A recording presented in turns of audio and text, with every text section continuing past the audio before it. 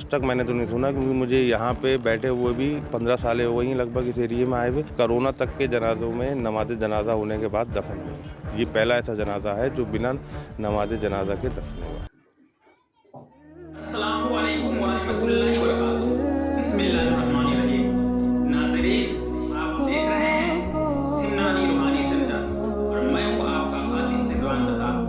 आज की वीडियो दिल दहला देने वाली हकीकत पर मबनी है। एक ऐसी बेटी की दास्तान जिसकी कब्र तो खोदी गई मगर उसकी नमाज जनाजा न हुई। आखिर ऐसा क्यों हुआ? क्या वो वाकई दार इस्लाम से खारिज हो चुकी थी? क्या उसके साथ जो हुआ वो दुरुस्त था?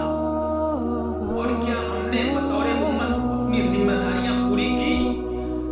आइए दिल थाम कर सुनिए एक ऐसी सच्ची खबर जो सबक भी देती है और झंझोर भी डालती है। नाज़रीन, ये वाकया है बरेली शरीफ का, जहां एक नौजवान लड़की की कब्र इन दिनों सोशल मीडिया और खबरों का मरकज बनी हुई है।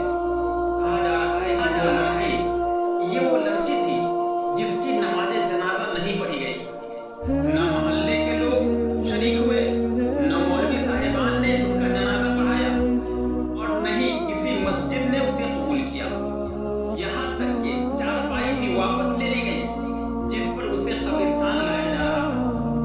हकीकत से पता चला है कि ये लड़की गैर मुस्लिम लड़के के साथ शादी कर चुकी थी, इस्लाम को छोड़कर मुर्तद हो चुकी थी और जब बीमार होकर इस दुनिया से रुखसत हुई तो वालिदैन ने उसकी लाशें वापस लाए, मगर मोहल्ले वाले पहचान गए। उलमा से रुजू किया, बरेली शरीफ के दारुल इफ्ता से फतवा लिया गया, मगर फतवा साफ था, मुर्तद की नमाज जनाजा जायज नहीं।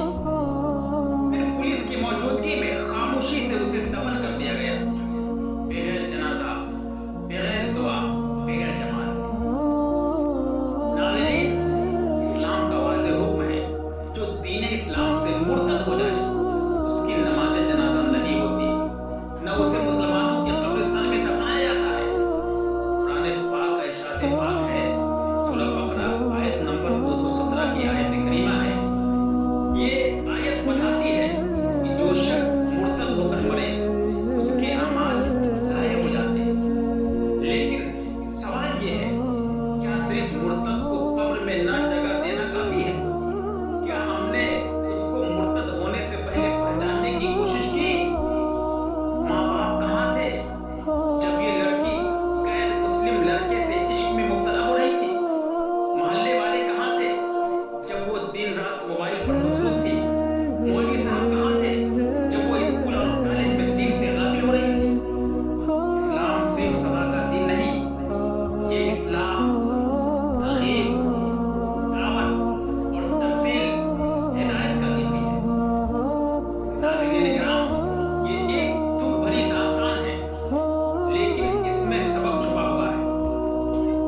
बच्चियों की बर वक्त शादी की फिक्र करें, इन्हें दुनियावी तालीम के साथ दीनी तरबियत भी दें।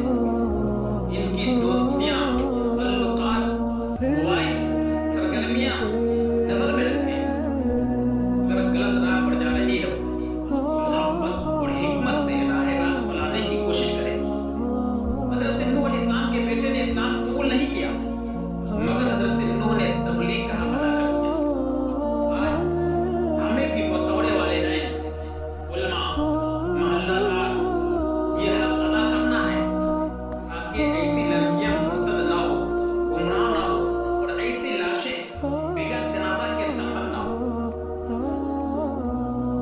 या अल्लाह, हमें हमारी औलाद की बेहतरीन तरबियत करने की तौफीक अता फरमा।